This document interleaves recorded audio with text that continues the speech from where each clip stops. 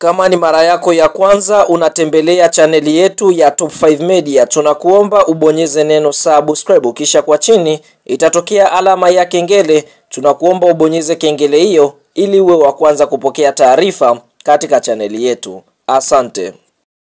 Mchezo mkubwa wa ligi kusoka Tanzania bara almaarufu kama NBC Premium League ambao tumetoka kutazama leo kutokea katika uwanja wa Azam Complex uliopo Chamazi jijini Dar es Salaam ni mtanange ambao umeikutanisha klabu ya soka ya Yanga Sports Club dhidi ya kikosi cha timu ya soka ya Azam, mchezo ambao ulikuwa ni kuvutia sana kwa upande wa klabu ya soka Yanga Sports Club. Fahamu mchezo huu umeweza kumalizika kwa klabu ya soka ya Yanga kuweza kufanikiwa kuibuka na ushindi mbele ya kikosi cha timu ya soka ya Azam. Kabla ya kuendelea mbali, kama ni mshabiki wa Yanga Sports Club umeweza kufurahishwa na matokeo ambayo Young Africans wameweza kuyapata dhidi ya kikosi cha timu ya soka ya Azam, like video yetu, alafu tuende kwenye comment section katuambie wewe, je, ni mchezaji gani wa Yanga ambaye ameweza kukuvutia hii leo? Fahamu katika kipindi cha kwanza klabu ya soka Yanga Sports Club walianza na moto mkali. Tunashuhudia katika dakika 12 Pacome Zouzoua akipokea pasi safi iliyopigwa na mwana mfalme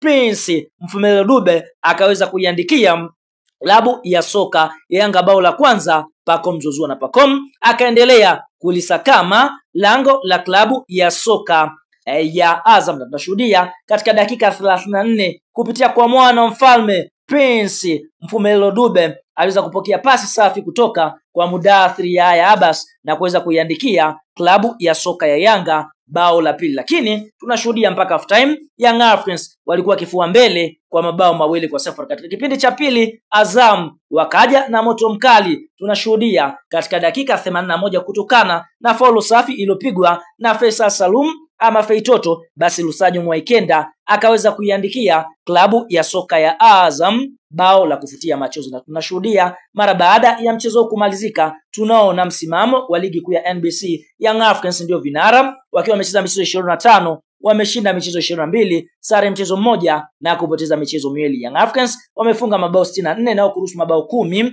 Goal difference ni mabao 54 wakiwa na pointi 67 kileleni mwa msimamo wa ligi kuu ya NBC. Lakini Simba wapo nafasi ya pili wakiwa wamecheza michezo 22, wameshinda michezo 18, sare michezo 3 na kupoteza mchezo mmoja. Simba wamefunga mabao 52 na kuruhusu mabao 8 wakiwa na faida mabao 44 na pointi 57. Lakini nashuhudia Young Africa wao wamecheza michezo mingi kuliko klabu ya soka ya Simba, wakicheza michezo mitatu zaidi ya wamecheza mechi 25, huku Simba wakicheza michezo 22.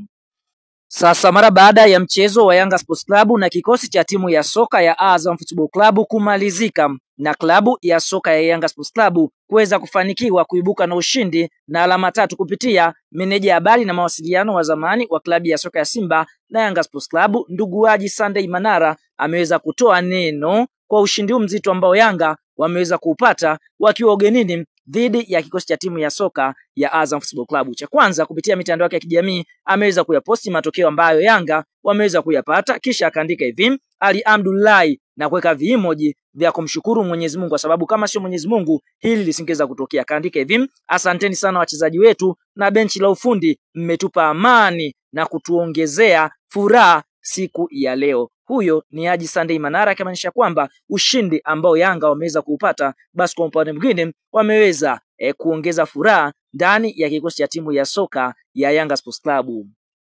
Lakini kupitia kwa ndugu Ali Shabani Kamwe, naye pia kama meneja habari wa mawasiliano wa klabu ya soka ya Yanga Sports Club, naye pia ameweza kutoa neno kwa ushindi huu ambao Yanga wameweza kupata. Cha kwanza ameweza kusema alhamdulillah kama kawaida akimshukuru Mwenyezi Mungu, kisha akaandika hivi: tumekwenda kwenye mechi ngumu mno iliyobeba pointi 3 muhimu sana siku ya leo kwenye mbio zetu za ubingwa wa ligi kuu msimu huu. Tumeamini sana ubora wa kikosi chetu katika nyakati ngumu kama hizi.